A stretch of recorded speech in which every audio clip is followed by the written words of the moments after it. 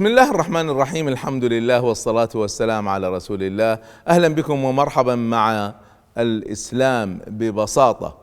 وهنا أنا أحاول أن أعطي صورة شاملة عن الإسلام، طرحناها من خلال أهداف الإسلام، ونحن الآن نطرح الصورة الشاملة ما هو الإسلام من خلال القرآن الكريم وشرح الإسلام، خاصة على فكرة لغير المسلمين.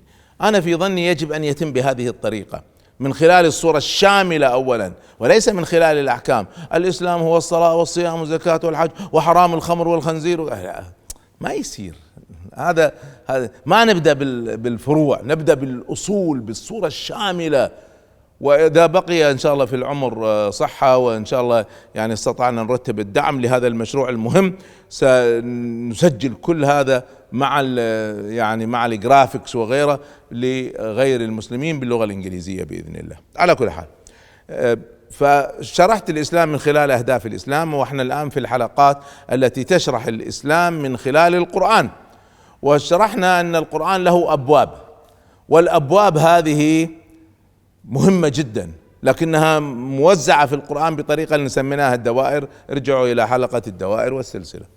وتحدثنا عن الباب الأول الله عز وجل، والباب الثاني عن عالم الغيب والشهادة، الباب الثالث عن الرسل والكتب، الباب الرابع عن الرسول صلى الله عليه وآله وسلم، الباب الخامس عن الأخلاق والأحكام.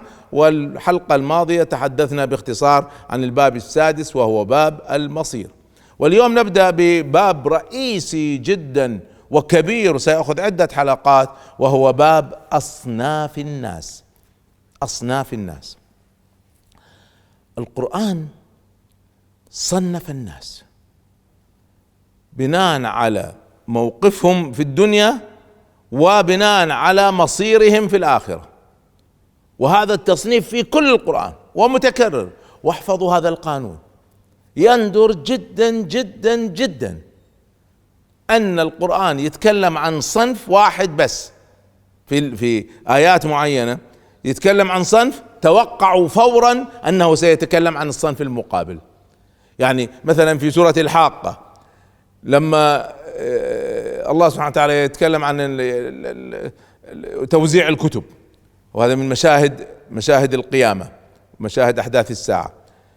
فأما من أوتي كتابه بيمينه فيقول هاؤم اقرأوا كتابي، ويفصل فيه. الآن هو قاعد يتكلم عن هذا الصنف فورا. لا، أنا بس أقرأ صنف فورا أتوقع أن أكيد حيأتي بعد شوية صنف الآخر.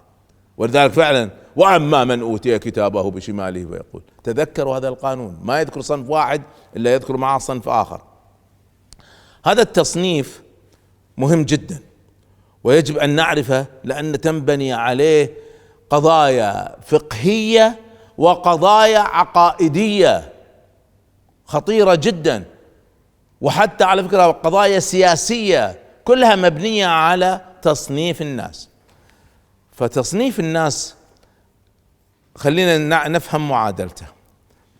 تم تقسيم الناس وتصنيف الناس في القرآن بمستويين. احفظوا هذا المبدأ الأول، أن هناك مستويين للتصنيف: تصنيف في الدنيا هذا المستوى، وتصنيف في الآخرة هذا مستوى، وهما ليسوا نفس الشيء، لازم نميز بينهم. واللي ما يميز هو اللي وقع في مشاكل حتى عقائدية ودخل في الإرهاب وغيره. خلينا نفهمها. في تقسيم دنيوي، في تقسيم أخروي. التقسيم الدنيوي: الناس في الدنيا 3 أصناف، والتصنيف الأخروي الناس في الآخرة صنفان. التصنيف الدنيوي نبدأ به. أنا الآن سأذكر لكم الصورة الشاملة، بعدين أفصل فيهم واحدة واحدة. التصنيف في الدنيا: الناس مقسمين إلى مسلم، هذا النوع الأول، غير مسلم أو كافر، هذا مصطلح يسمى به غير المسلم، وسنذكر ليش يسمى كافر، هذا النوع الثاني. والنوع الثالث في الدنيا، تقسيم الدنيوي، هو المحارب. إذن مسلم غير مسلم محارب. الآن التصنيف الأخروي نوعين: النوع الأول هو المؤمن، ما نتكلم عن المسلم الآن، نتكلم عن المؤمن، والمقابل له الكافر. فكلمة الكافر في الآخرة شيء وفي الدنيا شيء. احيانا يكون نفس المصطلح يستعمل بطريقتين، مثل ما شرحنا لما نتكلم عن الدين يقصد به الحساب، والدين يقصد به منهج حياة، فكلاهما نفس الكلمة. كلمة كافر في الدنيا شيء وفي الآخرة شيء، وذلك بعض الناس اختلط عليه الأمر، كيف يسميهم كفار وكذا؟ أنت على أي تصنيف قاعد تشتغل؟ على تصنيف الدنيوي ولا على الأخروي؟ خلينا نفهم. إذن هذا التصنيف سيساعدنا كثيرا. ودعوني أقول لكم كلمة، يعني بعض الناس يقول أو يظن أن بس المسلم هو الذي يدخل الجنة. حنانيكم طولوا بالكم، هذه المسألة دخول الجنة والنار هذه قضية في الآخرة ولا في الدنيا؟ في الآخرة. إذن تدخل تحت أي تصنيف؟ تصنيف الأخروي. ليش قاعد تطبق عليها التصنيف الدنيوي؟ لا تخلطوا، تصنيف الدنيا شيء وتصنيف الآخرة شيء. لما نفهم هذه المعادلة والله راح تحل لنا مشاكل كبيرة جدا. يلا ننطلق، نبدأ بالتقسيم الدنيوي. يقول وأذكركم التصنيف الدنيوي الناس في كم نوع؟ قلنا الناس 3 أنواع. النوع الأول مسلم، النوع الثاني غير مسلم أو كافر، والنوع الثالث المحارب. يلا نبدأ. من هو المسلم؟ من هو المسلم؟ معادلة الدنيا جدا جدا جدا بسيطة. المسلم هو الذي قال لا إله إلا الله محمد رسول الله، بس قالها بلسانه. أنا ما قاعد أتكلم عن مؤمن، أنا قاعد أتكلم عن مسلم، بس يقولها بلسانه دخل الإسلام. طيب اللي ما قالها لم يدخل الإسلام، بس في خط اسمه الشهادتين. بني الإسلام على 5، أولها الشهادتين، لازم يدخل الإسلام. كيف يدخل الإسلام؟ ما يكفي القلب. أنا ما قاعد أتكلم عن المصير، أذكركم، أرجوكم ما حد يأخذ التصنيف الدنيوي ويستعمله من يدخل الجنة من يدخل، ما له علاقة. على فكرة ما في علاقة، من اللي يدخل الجنة ويدخل النار هذه معادلة ثانية، أنا لا أتحدث عنها إطلاقا الآن. أنا قاعد أتكلم عن تصنيف دنيوي. النوع الأول هو المسلم. من هو المسلم؟ الذي نطق الشهادتين. النوع الثاني هو غير المسلم، وله مصطلح الكافر من باب التبسيط. من هو الكافر؟ هنا الكافر ليس المقصود به الذي يذهب للنار، الكافر المقصود به هو الذي لم ينطق الشهادتين بكل هذه البساطة. التصنيف الثالث هو المحارب. المحارب، من هو المحارب؟ الذي رفع السلاح على الناس، سواء هؤلاء الناس كانوا مسلمين أو أبرياء مستضعفين، كلاهما نعتبره محارب. يعني لو رفع السلاح على ناس أبرياء مستضعفين نصارى هذا نسميه محارب. طيب لو مسلم رفع السلاح على مسلم نسميه محارب. طيب لو مسلم رفع السلاح على غير مسلم بريء نسميه محارب. إذا من هو المحارب؟ هو الذي يرفع السلاح على أمتنا أو على المستضعفين أبرياء، هذا اسمه محارب. خلصنا من هذا التصنيف. خلينا نقول كلمة مهمة جدا الآن. هذا التصنيف ما له علاقة من يدخل الجنة من يدخل النار، طبعا له أثر، بس ليس بالضرورة أن كل واحد نطق الشهادتين سيدخل الجنة. ليس كل واحد نطق الشهادة، وليس كل واحد لم ينطق الشهادتين سيدخل النار. سنشرح هذا، لا تستعجلوا. والمحارب قد يكون مسلم وبسبب حرب هذا يدخل النار، وقد يكون غير مسلم، فانتبهوا. تقسيم دنيوي بحت.